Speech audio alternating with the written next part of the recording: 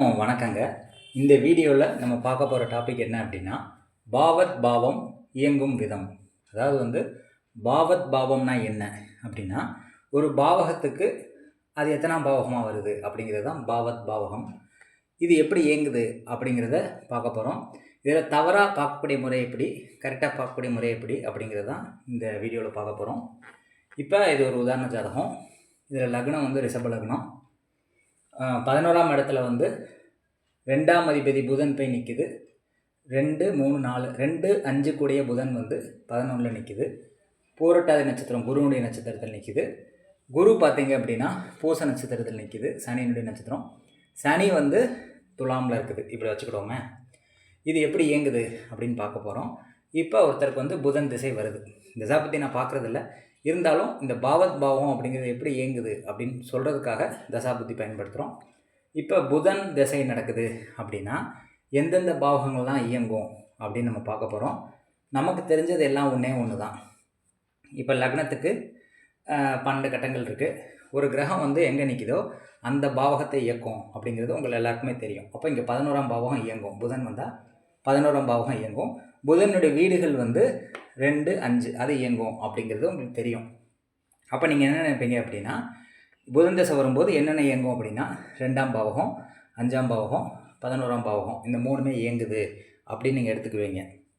இப்போ இதில் கிரகம் இருந்துச்சு அப்படின்னா அதை பார்க்க தேவையில்லை. இப்போ உதாரணத்துக்கு இங்கே ஏதோ ஒரு கிரகம் இருக்குது. புதன் வீட்டில் கிரகம் இல்லைன்னா புதன் இந்த 2 வீட்டையும் கண்ட்ரோல் பண்ணும். இப்போ ஏதோ ஒரு கிரகம் மிதனத்தில் இருக்குது அப்படின்னா அப்போ புதன் கண்ட்ரோல் பண்ணுற வீடு கன்னி மட்டும்தான் கண்ட்ரோல் பண்ணும். அடுத்தது நிற்கிற வீடை கண்ட்ரோல் பண்ணும். இதுதான் லாஜிக்கு. அப்போ புதன் தசை வருது அப்படின்னா அது இருக்கக்கூடிய இடத்த கண்ட்ரோல் பண்ணும். இது 11ஆம் பாவகம். அதனுடைய வீடு என்ன? மிதுனம், கன்னி. இது எத்தனாம் பாவகமாக வருது? 2, 5. அப்போ 2, 5, 11 தான் இயக்கம் புதன் திசை வரும்போது அப்படிங்கிறது உங்களுக்கு எல்லாருக்குமே தெரியும். இப்படி தான் நம்ம பார்க்குறோம்.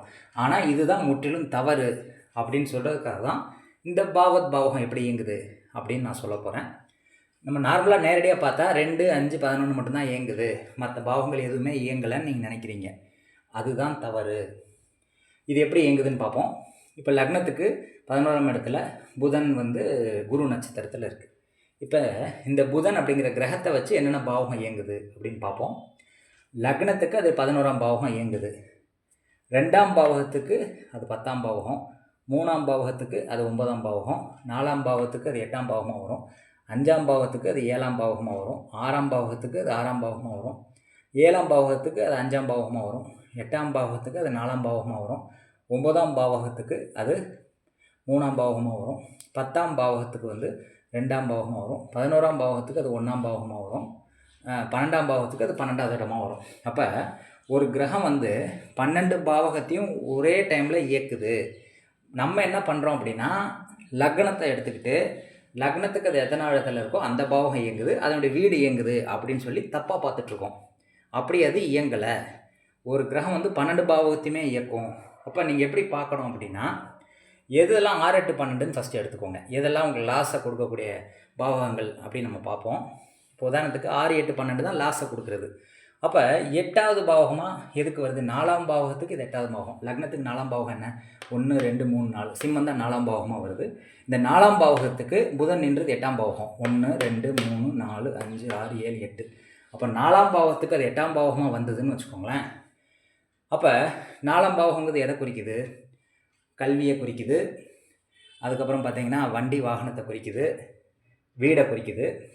அப்போ நம்ம என்ன சொல்லணும் அப்படின்னா, இந்த புதன் திசை வரும்போது நீங்கள் வீடை விற்க போகிறீங்கன்னு சொல்லணும். ஏன்னா 4ங்கிறது வீடு, 8ங்கிறது பாதிப்பு. அப்போ வீடை விற்க போகிறீங்களா? விற்கக்கூடிய சூழல் அந்த டைமில் வரும். 4ங்கிறது வாகனம். அப்போ வாகனம் மூலிமா விபத்து ஏற்படுறதுக்கு வாய்ப்பு இருக்குது அப்படின்னு சொல்லணும். இதே இது கல்வி. கல்வி 4ஆம் பாவகம். 8ஆம் பாவகமாக புதன் வர்றதுனால நம்ம என்ன சொல்கிறோம் அப்படின்னா, கல்வி டிஸ்கண்டினியூ ஆகும் அப்படின்னு சொல்கிறோம். அல்லது வேறு இடத்துல ஸ்கூல் மாற்றி படிக்க போகிறாங்கன்னு சொல்லணும். அல்லது அப்ராடில் போய் வேறு வெளியூரில் போய் படிக்க போகிறாங்க ஸ்கூல் அப்படின்னு சொல்லணும். இது எல்லாமே இந்த டைமில் நடக்கும். புதன் திசை நடக்கும்போது இந்த பாவக ரீதியாக அது நடக்கும். அடுத்து வேறு என்ன? 8 நம்ம பார்த்துட்டோம். 6ஆம் பாவகம். 6க்கு 6ஆக வர்றதுனால 6க்கு 6ஆம் பாவகமே அது வர்றதுனால என்ன பண்ணுறோம் அப்படின்னா, கடன் அதிகமாக வாங்கக்கூடாது அப்படின்னு நம்ம சொல்கிறோம். கடன் வாங்கினா கட்ட முடியாது. கடன் அதிகரிக்கக்கூடிய டைம் தான் இந்த டைமில் நடக்கும் அப்படின்னு சொல்கிறோம். அது 12ஆம் பாவத்துக்கு 12ஆம் பாவம். அப்போ வந்து நிறைய விரயமாகும். 12ஆம் பாவத்துக்கு 12ஆம் பாவம் வரதுனால நிறைய விரயம் ஏற்படும் இந்த டைமில் அப்படின்னு நம்ம சொல்கிறோம். இப்போ 3 விஷயங்கள் வந்து பாதிப்பை கொடுக்கக்கூடிய அமைப்பு வந்து இந்த புதன் செய்யுது. அப்போ நல்லது பண்ணக்கூடிய அமைப்பு எப்படி செய்யுது அப்படின்னா, 5ஆம் பாவத்துக்கு அது 7ஆம் பாவமாக வருது. அதாவது லக்னத்துக்கு 5ஆம் பாவகம் 1 2 3 4 5ஆம் பாவகம் வந்து கன்னி. அந்த 5ஆம் பாவத்துக்கு அது 7ஆம் பாவகமாக வர்றதுனால 5ஆம் பாவகங்கிறது காலேஜுன்னு எடுத்துக்கிறோம், லவ்னு எடுத்துக்கிறோம். 7ங்கிறது மேரேஜ்னு எடுத்துக்கிறோம். அப்போ லவ் மேரேஜ் நடக்க போகுது அப்படின்னு நம்ம சொல்லலாம். இந்த திசை நடக்கும்போது லவ் மேரேஜ் நடக்கும் அப்படின்னு சொல்லலாம். அடுத்து பார்த்தீங்க அப்படின்னா 9ஆம் பாவத்துக்கு அது 3ஆம் பாவகமாக வருது. லக்னத்துக்கு 9ஆம் பாவகம் என்ன? 1 2 3 4 5 6 7 8. 9ஆம் பாவகத்துக்கு அது 1 2 3ஆம் பாவகமாக வருது. அப்போ 9ங்கிறது ஆன்மீகம், 3ங்கிறது பயணம். அப்போ வந்து ஆன்மீகம் பயணம் வந்து இந்த திசையில் போவீங்க அப்படின்னு நம்ம சொல்லலாம். இப்படி வந்து எல்லா பாவகமும் ஒரே டைமில் இயங்குது. அதில் எந்த பாவகத்தை இயக்குனா சக்ஸஸ் கிடைக்கும், எந்த பாவத்தை இயக்குனா ஃபெயிலியர் ஆகும் அப்படிங்கிறது நம்ம செய்யக்கூடிய வேலைகளை பொறுத்து அது மாறும். இப்போ சப்போஸ் வந்து ஆன்மீக டூர் போகிறீங்க அப்படின்னா அது நல்லது தான் செய்யும். ஏன்னா 9ஆம் பாவத்துக்கு அது 3ஆம் பாவகம், அதோடைய வேலையை நீங்கள் செஞ்சிடுறீங்க, சக்ஸஸ் ஆயிரும். இப்போ படிப்புக்கு அது கண்டத்தை கொடுக்குது அப்படின்னா நீங்கள் என்ன பண்ணணும்? நீங்கள் வந்து ஃபாரினில் போய் படிக்கணும், சக்ஸஸ் ஆயிரும். வெளி மாநிலத்தில் படிக்கணும், சக்ஸஸ் ஆயிரும். அப்போ அது 4ஆம் பாவத்துக்கு 8ஆம் பாவம் வர்றதுனால இந்த வேலைகளை பண்ணும்போது வெற்றி கிடைக்கும் அப்படின்னு சொல்லலாம். இப்படி ஒவ்வொரு விஷயத்தையும் நீங்கள் வந்து கவனித்து பார்க்கணும். 12 பாவத்தையும் கவனித்து பார்த்துட்டு நம்ம இப்போதைக்கு என்ன செய்கிறோம் அப்படிங்கிறது ரொம்ப முக்கியம்.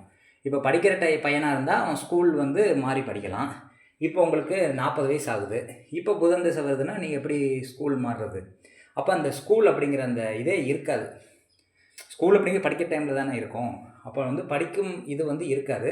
நீங்கள் பிஸ்னஸ் பண்ணுவீங்கன்னு சொல்லலாம். 4ங்கிறது வண்டி வாகனம் சம்மந்தப்பட்ட பிஸ்னஸ் பண்ணுவீங்க அப்படின்னு சொல்லலாம். அதில் வந்து விரயம் ஏற்படும் அப்படின்னு சொல்லலாம். அது மூலிமா லாஸ் ஆகும்னு சொல்லலாம். அல்லது காரில் போகும்போது ஆக்சிடென்ட் ஆகும்னு சொல்லலாம்.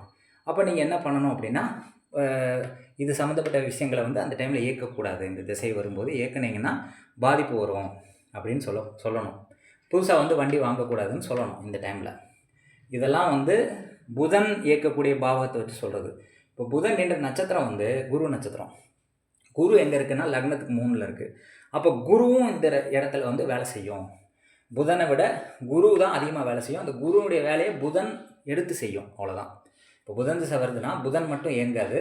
புதன் வந்து இந்த குரு சொல்கிற பேச்சை கேட்கும். அப்போ குரு சார்ந்த விஷயங்களும் இந்த டைமில் நடக்கும், புதன் மூலியமாக நடக்கும்.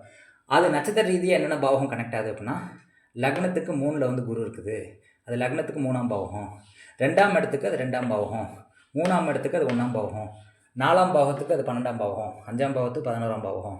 6ஆம் பாவத்துக்கு அது 10ஆம் பாவகம். 7ஆம் பாவத்துக்கு அது 9ஆம் பாவகம். 8ஆம் பாவத்துக்கு அது 8ஆம் பாவகம். 9ஆம் பாவத்துக்கு அது 7ஆம் பாவகம். 10ஆம் பாவத்துக்கு 6ஆம் பாவகம். 11ஆம் பாவகத்துக்கு அது 5ஆம் பாவகம். 12ஆம் பாவத்துக்கு அது 4ஆம் பாவகம். இப்போ 12 லக்னத்துக்கு 12ஆம் இடத்துல இதுக்கு அது 4வது பாவமாக வரும். லக்னத்துக்கு 12ங்க ரிஷபம், அந்த 12ஆம் இடத்துக்கு இது 4வது இடமா வரும். அப்போ நட்சத்திரத்துக்கும் நம்ம பாவகங்களை வந்து எடுக்கிறோம். இப்போ இந்த டைமில் எதெல்லாம் பாதிப்பு வருது அப்படின்னா, 8 தான் நம்ம வந்து பாதிப்புன்னு சொல்லுவோம், 6 தான் நம்ம பாதிப்புன்னு சொல்லுவோம். அப்போ இது மூலிமா பார்க்கும்போது இது சில விஷயங்களை வந்து சொல்லுது. அப்போ அது சார்ந்த விஷயங்களை நீங்கள் செய்யும்போது நிச்சயமாக வெற்றி கிடைக்கும் அப்படின்னு சொல்லலாம். இப்போ 4 12 கனெக்ட் ஆகிருக்கு, இங்கே 4 8 கனெக்ட் ஆகிருக்கு. அப்போ நீங்கள் வந்து ஃபாரினில் படிக்க போகிறது சிறப்பு அப்படின்னு நம்ம சொல்லலாம். இப்படி அதாவது வந்து வாகனத்தை வந்து ஃபாரினுக்கு வந்து நீங்கள் எக்ஸ்போர்ட் பண்ணுங்கள் அப்படின்னு சொல்லலாம். அதே மாதிரி வந்து தாய் வந்து பாதிக்கப்படுவாங்க அப்படின்னு சொல்லலாம். 4 12ங்கிறதுனால தாய்க்கு வந்து மரணம் வர்றதுக்கு வாய்ப்பு இருக்குது, இயற்கை மரணம் அப்படின்னு சொல்லலாம். இதே 8ஆக இருந்து அப்படின்னா துர்மரணம் ஏற்படுறதுக்கு வாய்ப்பு இருக்குதுன்னு சொல்லலாம்.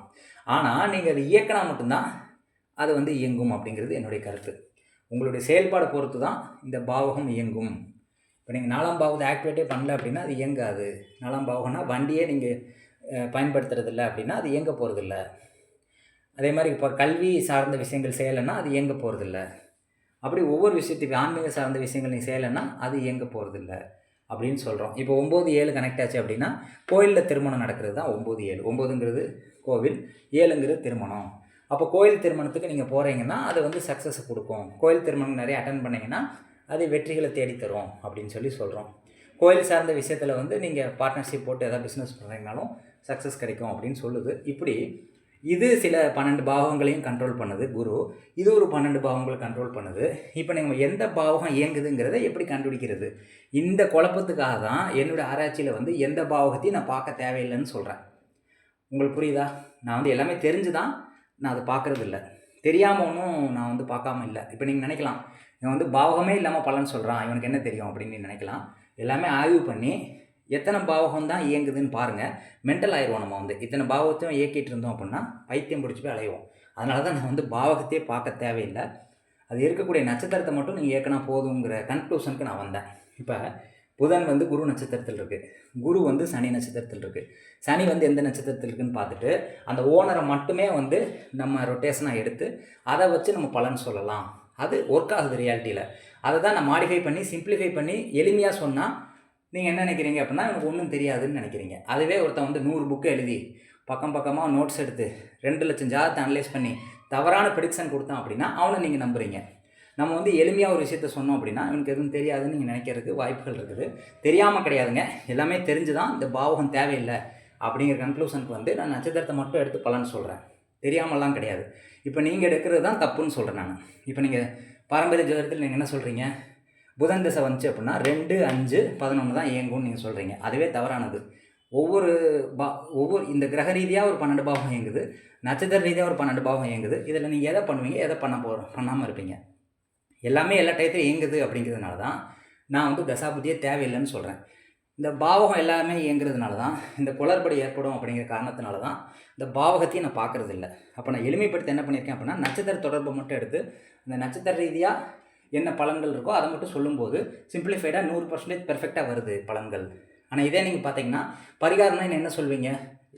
கிரகம் நின்ற பாவத்துக்கு பரிகாரம் சொல்வீங்களா, நட்சத்திரம் நின்ற பாவத்துக்கு பரிகாரம் சொல்வீங்களா, அது பார்த்த இடத்துக்கு நீங்கள் பரிகாரம் சொல்வீங்களா? இப்படியே நீங்கள் போயிட்டு இருந்தேன்னா மென்டலாகி போயிடும். அதனால தான் நான் சிம்பிளிஃபை பண்ணி நட்சத்திரத்தை மட்டும் எடுத்து நான் பலன் சொல்கிறேன். கிரகத்தை எடுக்கக்கூடாதா அப்படின்னா கிரகத்தினுடைய வேல்யூ வந்து வெறும் 25%. அதே மாதிரி வந்து அந்த வீட்டு அதிபதியினுடைய வேல்யூ வந்து 50%. எல்லாத்துக்கும் சுப்பீரியர் பவர் வந்து நட்சத்திரம்.